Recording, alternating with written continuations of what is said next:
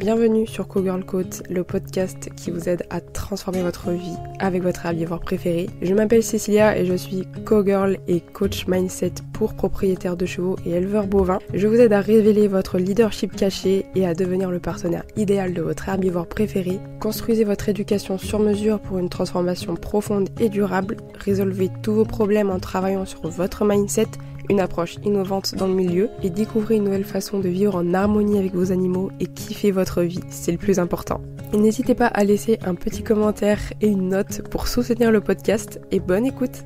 Hello à tous, j'espère que vous allez bien. On se retrouve dans un nouvel épisode de podcast où aujourd'hui je ne suis encore pas toute seule. On part pour une petite discussion avec Camille de Ride and Breathe qui vit en Floride et qui est coach mindset pour cavaliers, aussi bien en présentiel qu'en ligne. Et c'est vraiment super intéressant parce que Camille fait la même chose que moi, du coup même si c'est un petit peu différent, mais on a des valeurs communes et en tout cas cette envie d'impacter de plus en plus de personnes sur leur mindset. Comment régler les problèmes dans ta pratique sportive ou ton quotidien avec ton cheval en travaillant sur toi et sur les blocages que cela révèle en fait.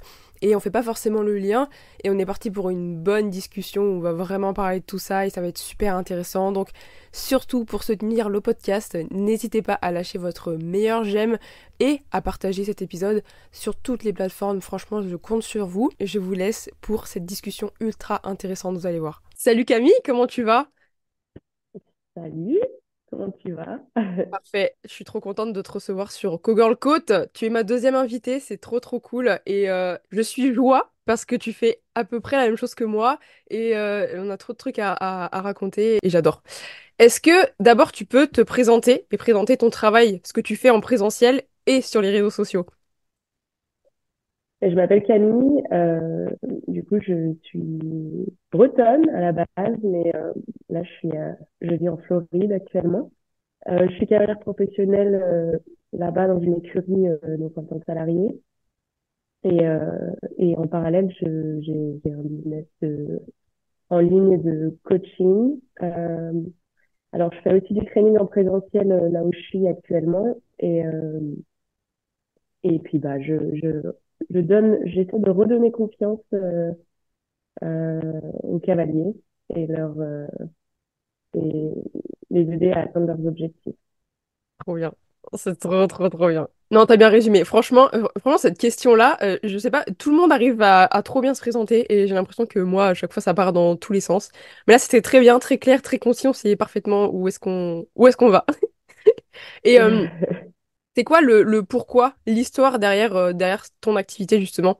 Pourquoi tu t'es intéressé à ce point au mindset du cavalier? Bah, en fait, ça fait depuis que j'ai 13 ans que je donne des cours. Et en fait, arrivée ici, en Floride, j'étais censée faire du concours.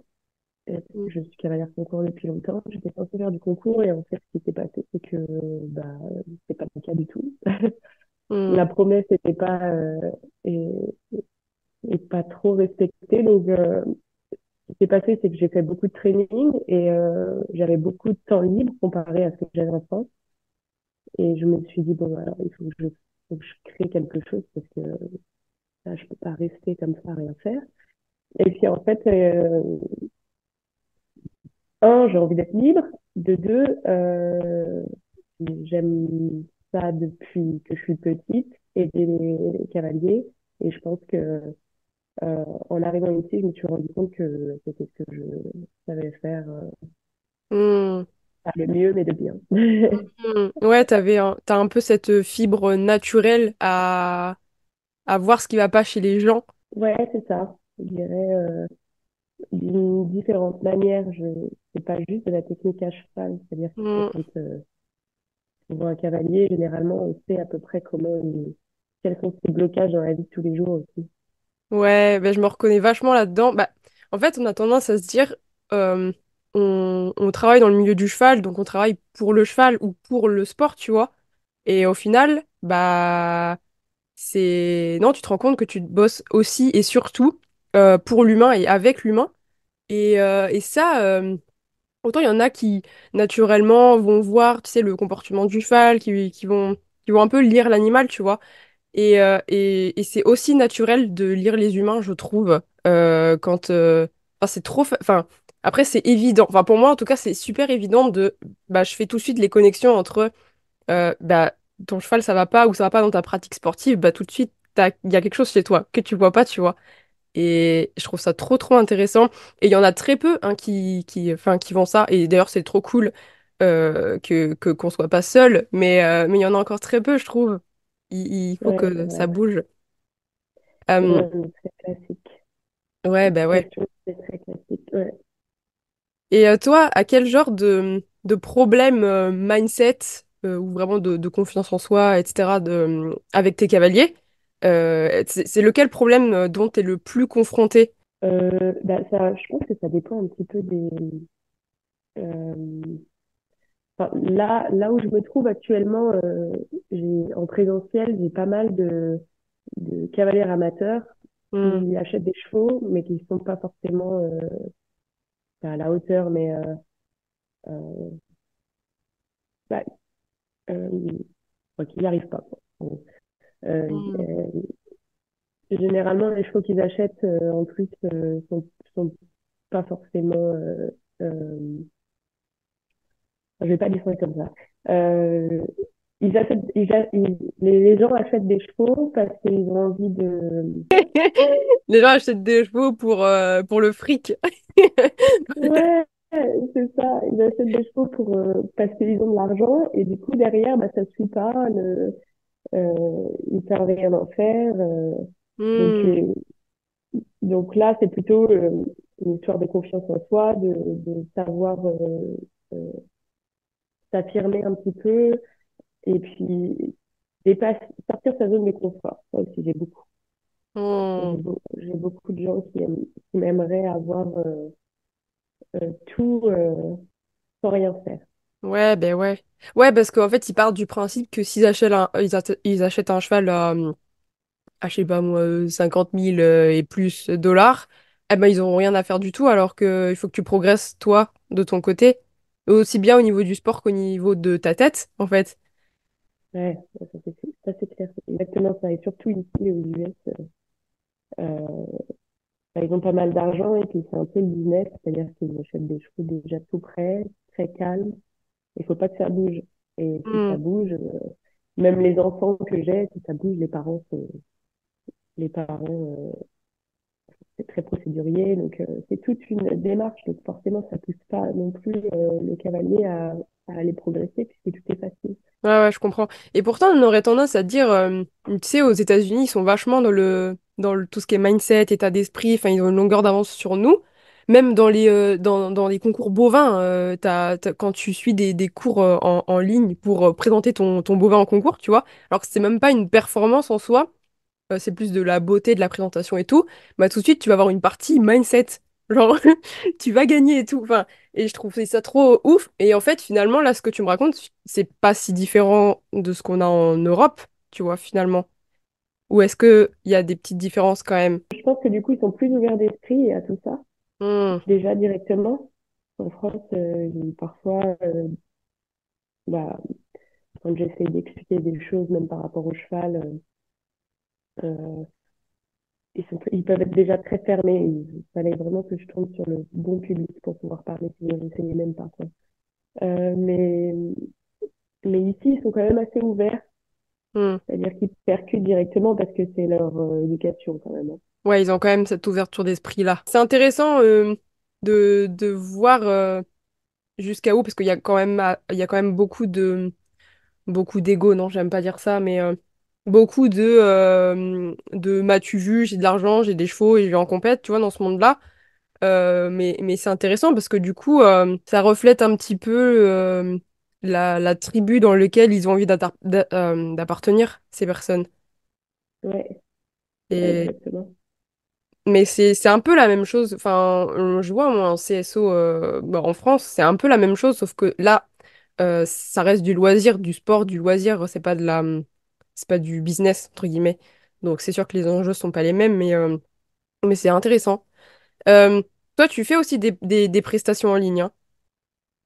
Ouais, je Ok. viens de commencer, quoi. Ouais. Et du coup, c'est quoi les problèmes les plus récurrents que tu as chez les personnes que tu accompagnes en ligne, justement? Et en ligne, j'accompagne aussi pour la technique à cheval. Donc, Ok. euh, j'ai, j'ai, j'ai eu pas mal de personnes jusqu'à présent qui souhaitaient atteindre des objectifs. Donc, c'était plus déjà en fixer, Hmm. créer un plan d'action pour y arriver. Et puis, après, on fait face à des problèmes de mindset comme je peux pas gagner, je peux peut-être faire dixième, mais gagner, non. Est-ce que de Hmm. la confiance en soi, des choses comme ça. Et puis, c'est des croyances, quoi, à Hmm. débloquer. C'était génial, ça me fascine. Et justement, bah, c'était une question, ça, en compétition, est-ce que tu vois une vraie différence entre les cavaliers qui visualisent à mort et puis qui y croient à fond, et puis bah, les autres?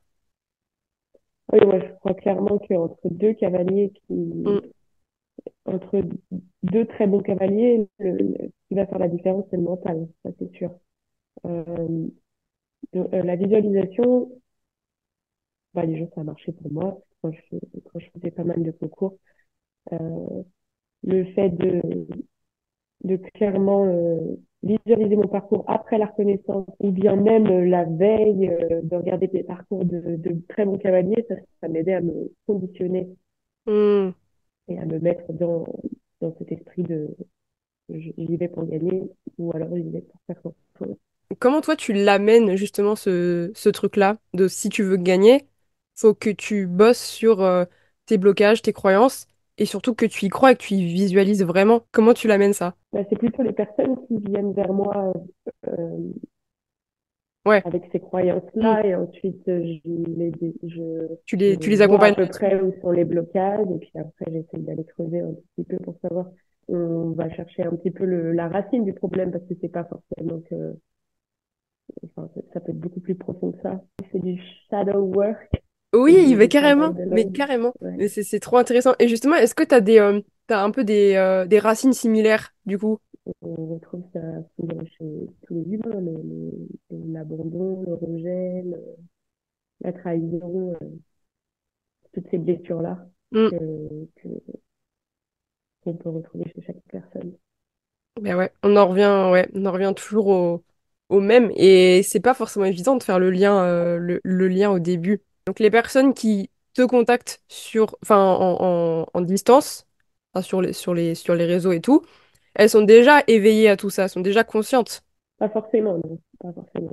Là, c'est un peu plus dur. Mais je pense qu'en plus, dans les cavaliers, il n'y a pas, vu qu'on est très, très dans l'action, dans le faire, etc., c'est difficile, euh, enfin, enfin, c'est peut-être ma croyance envers les cavaliers, surtout européens. Je pense que c'est difficile d'aller imaginer que ça peut bloquer aussi loin. Je sais pas Hmm, si tu me hmm. comprends. C'est-à-dire que pour certains cavaliers, c'est à la surface. Bon, bah, j'ai peur, c'est à cause du cheval. Bon, quand après, tu as commencé à évoluer, tu prends la responsabilité de ta peur. Donc, tu dis, bon, bah, j'ai peur, c'est de ma faute.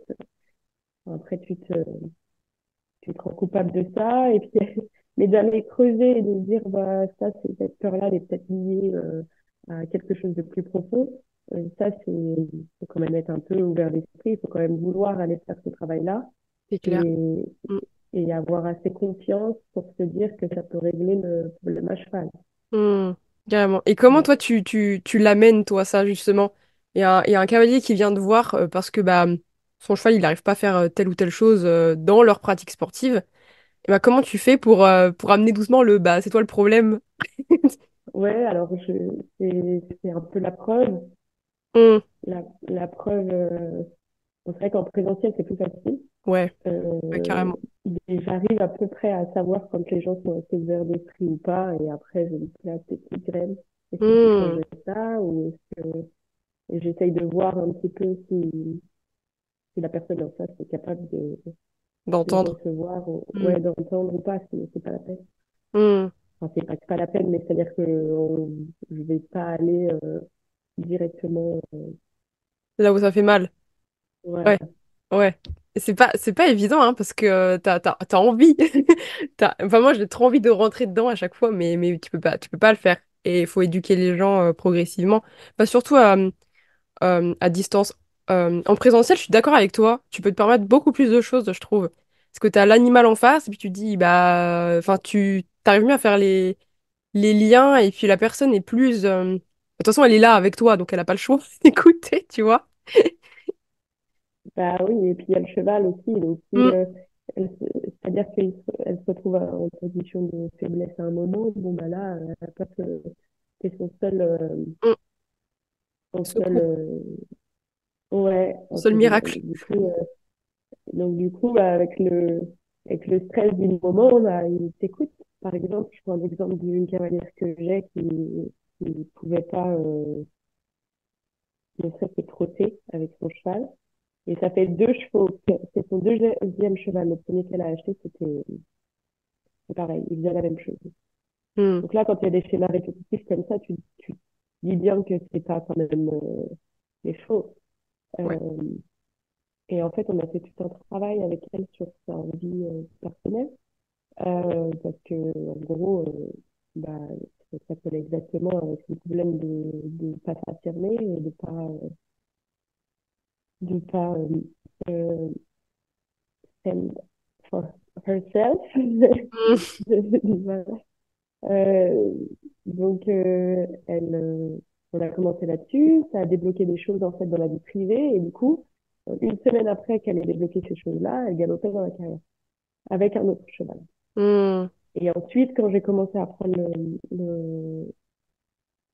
les cours avec elle, là, en un mois, on a débloqué des choses, mais il fallait être ferme et ça, donc ça, en présentiel, c'est sûr que c'est plus facile. Mm. Euh, mais des fois, j'ai pas le choix, c'est de les mettre de pas leur donner le choix, quoi. Ouais. Faut qu'ils aient Ouais. plus peur de moi que du cheval, parfois. La coach tyrannique. Non, mais sinon, ils passent pas trop le cap, quoi. Je suis d'accord. Ouais, je suis un peu. Ouais, en vrai, je suis d'accord avec toi. On a plusieurs. Enfin, on a eu plusieurs cas comme ça d'élèves à la maison. Tu sens qu'il faut leur mettre un coup de pied au cul, sinon ils sont bloqués en fait. Mais ça, tu peux pas le faire avec tout le monde. Mais c'est ça qui est top, c'est que du coup, on est capable de s'adapter aussi à la personne. Et le cheval te dit, putain, merci. Vraiment. Merci. Ouais, Ouais. ouais, Mais- parce que t'as des gens qui peuvent pas supporter la pression ouais. ça fait l'effet inverse. Si tu Mm, les secoues, et bah, du coup, il n'y a rien qui se passe. mm. Ils se braquent et puis c'est fini. Donc, du coup, tu es obligé de composer différemment.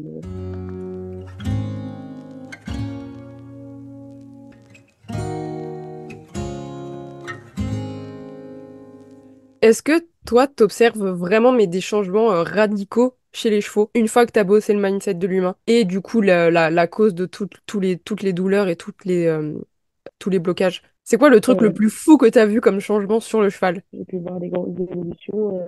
C'est pas forcément des gens qui vont en compétition, mais c'est des gens qui sont capables de faire des choses qu'on ne pouvait pas faire avant. Et du coup, les chevaux filent droit parce que, comme par exemple, ce poney-là, il faisait demi-tour.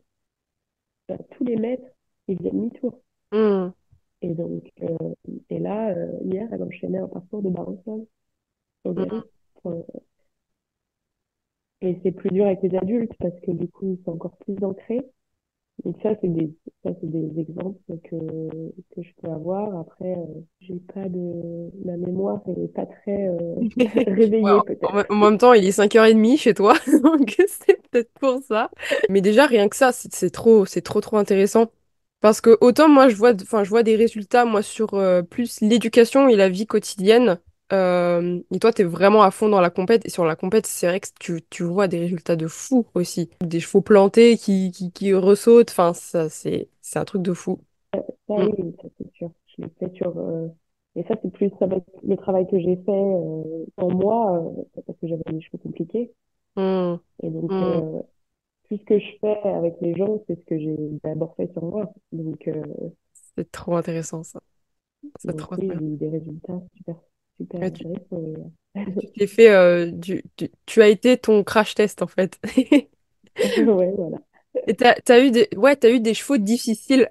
Et du coup, Qu'est-ce que tu as trouvé chez toi, si tu veux bien en parler? Qu'est-ce que tu as réussi à débloquer chez toi pour pouvoir, pour pouvoir réussir vraiment cette relation avec ces chevaux difficiles-là? Oui, alors plein de choses, parce que forcément, On veut tout savoir. quand je reçois des chevaux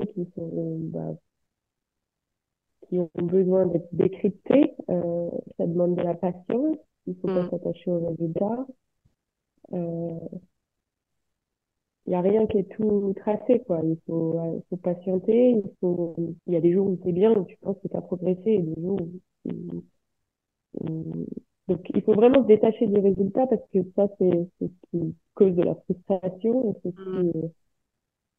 ce qui cause de la colère. Et ouais, je me suis énervée. Mm. Je me suis dit que c'était pas possible. Donc, ça t'apprend à persévérer, à décomposer les choses, travailler ta résilience. Ça m'a fait travailler ma résilience Mm. aussi à beaucoup de tout ce que la vie peut mettre sur notre chemin aussi, hein, mais sauf que le cheval, je trouve que c'est un accélérateur de tout ça. Carrément, je suis Parce trop que trop d'accord. c'est un miroir. En plus, le cheval que tu choisis, c'est généralement le cheval qu'il te faut pour comprendre les choses. Mm. Donc après, juste, il faut le voir, quoi. Il y a des gens comme nous, comme ça, qui te font voir les choses. Mais c'est trop intéressant, c'est vraiment trop. Ah, et puis je suis contente que vraiment, que vraiment cette idée-là, ce chemin-là, en fait, il est aussi, merde, comment dire, il est aussi présent dans la compétition d'obstacles ou en tout cas dans l'équitation classique sportive. Je suis vraiment contente, c'est trop bien. Je sais plus ce que je voulais dire. Ouais, tu parlais de, oui, je m'accrochais aux résultats et du coup j'étais super frustrée et tout. Mais il y a beaucoup de gens en général qui s'identifient un peu à leurs actions et à ce qu'ils font, du coup. Et s'ils estiment qu'ils n'ont pas réussi, tout de suite ils se disent je suis une merde ou je suis une mauvaise personne et tout. Et ça, on le voit beaucoup chez. Enfin, moi, je le vois pas mal chez des gens qui rééduquent des chevaux ou qui font le débourrage de leur propre cheval et que bah ils ont fait une connerie donc du coup c'est des grosses merdes ils y arriveront jamais et puis après c'est mort juste ça juste ça enfin, qui est énorme c'est la enfin c'est quand même une des causes profondes enfin ça va bien même bien plus profond que ça mais tu dis mais ah ouais ça influence vachement le cheval en fait finalement. Ah oui, puis en plus, c'est pas que du cheval, c'est du temps, c'est de l'investissement avec de l'argent. Et tout le temps que cette personne-là passe avec Mm. les chevaux, souvent même les amateurs, c'est du temps qu'ils passent avec leur famille. Donc, du coup, il y a de la pression avec la famille. Ensuite, le résultat, on a envie qu'il soit là parce que forcément, on y passe du temps, on se donne à fond. Donc, c'est difficile de ne pas y être attaché. Quand tu comprends ça, en fait, c'est à ce moment-là que le résultat arrive, quoi. À te détacher de cette notion et, de temps et de résultat. Parce que le J'adore. résultat, tu peux toujours vouloir l'avoir à la fin. Ouais. Forcément, Mm. avoir un but dans la vie, c'est humain et c'est ce qui nous fait avancer. Sinon, on ne ferait pas grand-chose. Mais par contre, cette notion de temps, ça, c'est quelque chose qui est difficile. Il y a un truc qu'il fallait absolument que je te parle. T'as commencé j'ai vu là sur tes réseaux, t'as commencé à parler d'énergie féminine. Et moi j'adore ça, ça me parle beaucoup. Et justement, toi, t'en es où avec ça, dans ton chemin, si je puis dire? Et comment est-ce que t'amènes ça à tes élèves ou est-ce que t'aimerais leur amener, enfin, que- que- comment, où est-ce que t'en es justement avec cette histoire d'énergie féminine là? Donc ça, c'est tout nouveau, hein.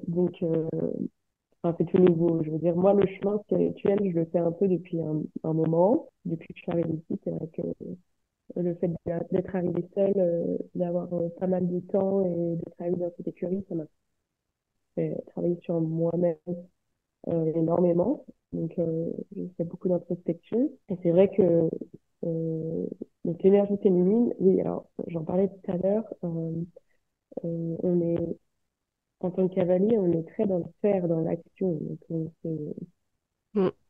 on, enfin, par exemple, une journée type, quand j'étais en Bretagne, j'étais à 8 heures, je finissais à 21 heures, je m'arrêtais pas, je faisais 25 box, je sortais deux lots je sais pas combien de chevaux, plus fallait que je monte, fallait que je donne des cours, j'ai un Mm, concours, je vendais des chevaux. J'avais pas le temps de penser, mm, c'est sûr. L'énergie féminine, c'est pas juste simplement être une femme, c'est pas tout ce qui concerne la femme plus féminine, ressembler à une fille, ou c'est pas ça, c'est plus prendre son temps, mm, prendre le temps de faire les choses, euh, euh, suivre son intuition et être plus dans le flow des choses et mm, moins être dans le il faut que je fasse ça, je fais ci, les listes. Et ça, c'est quelque chose qui m'a drivé pendant longtemps et qui m'a amené, je pense, à être jusqu'ici, l'énergie masculine. Et c'est pour ça que c'est un peu dur pour moi, là, en ce moment, de lâcher mm. euh, cette méthode, entre guillemets, enfin, cette énergie qui m'a permis d'arriver jusqu'ici pour, bah, let it go. En fait. Et comment ça, je l'amène avec les cavaliers, on va dire que j'arrive vite à faire des parallèles entre les chevaux et, et tout ça. Euh, Finalement, c'est vachement lié. Donc, ça fait sens quand je fais des parallèles. Les gens arrivent quand même à comprendre. Après, oui, c'est sûr qu'ils ne sont pas du tout ouverts là-dessus, mais comme on disait ici, c'est vrai qu'ils sont assez ouverts quand même. Sur Mm. tout ce qui est, Le cheval, ça reste quand même un animal qui nous pousse quand même à revenir un jour ou l'autre dans l'instant présent, quand même. ouais, ouais. Sinon, tu te pètes la gueule et tu te fais mal. Ah, mais ça, c'est sûr. Ça, Mm. c'est exactement ça. D'ailleurs, c'est une méditation, à proprement parler. Ouais, carrément. Le Mm. cheval, il est aligné avec le cheval. C'est sûr que bah, c'est ce qui se passe souvent, hein, de cavaliers qui, généralement, même en épreuve, en concours, hein, Mm. si ton esprit, tu peux pas le garder, euh, je pense un peu moins d'une minute, ton parcours, Mm.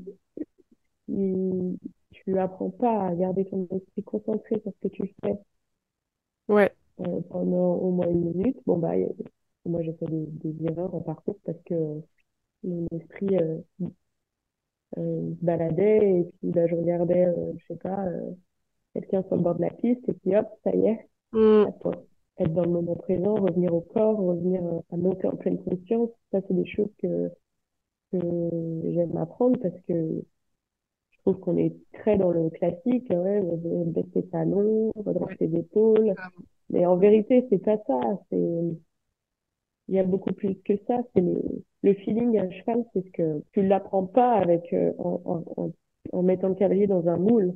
Mm. Au contraire, il faudrait apprendre à bouger plus sur son cheval, et à prendre contrôle de son corps à cheval. Ça me parle beaucoup, bah ouais, parce que finalement, on te dit tes épaules en arrière, tes talons vers le bas, tes machins, Moi, j'avais eu mes séances de, tu sais, de ballet, là, Mm, ici, comme ça.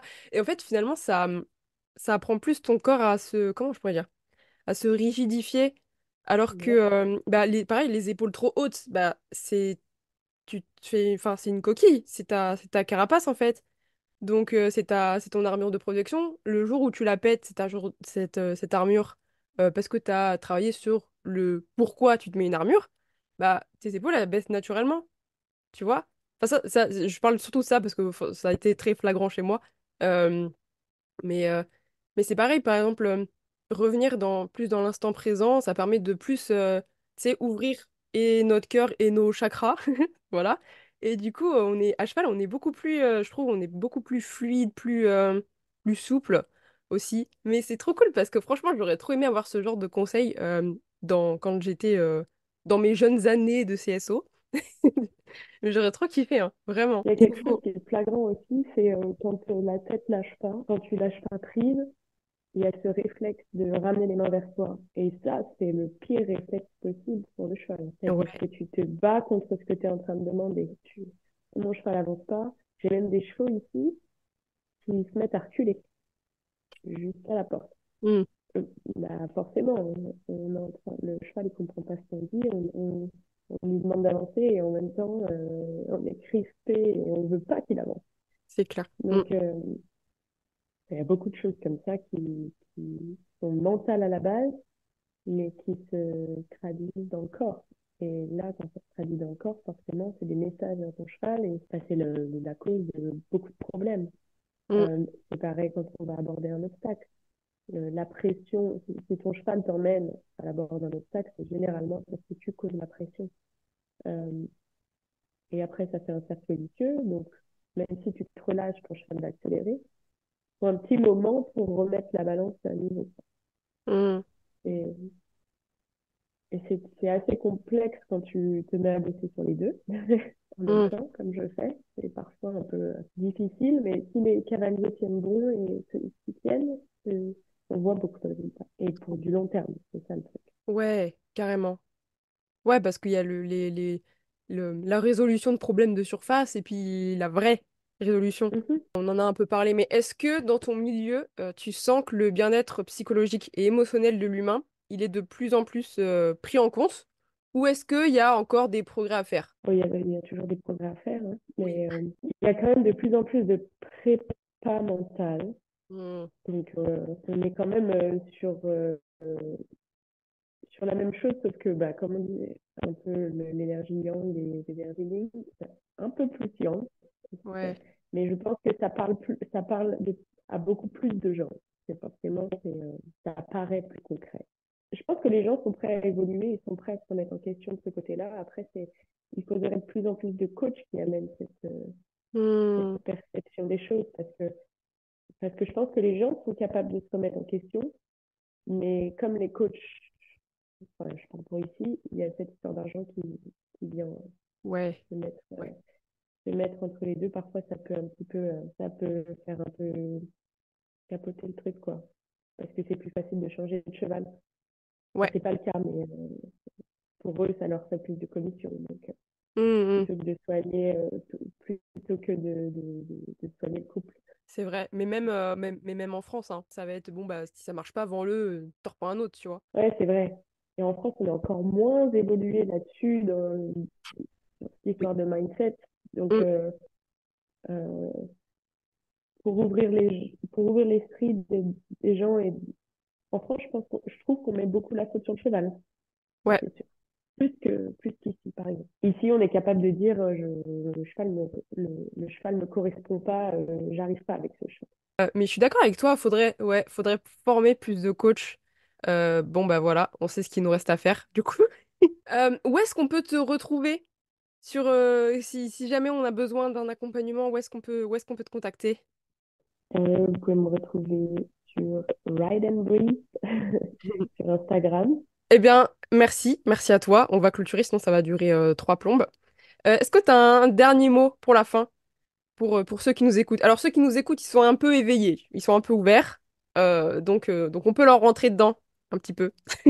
Ouais, je ne dirais pas la rentrer dedans, mais je trouve ça déjà magnifique qu'on ait ce- cet éveil et cette remise en question.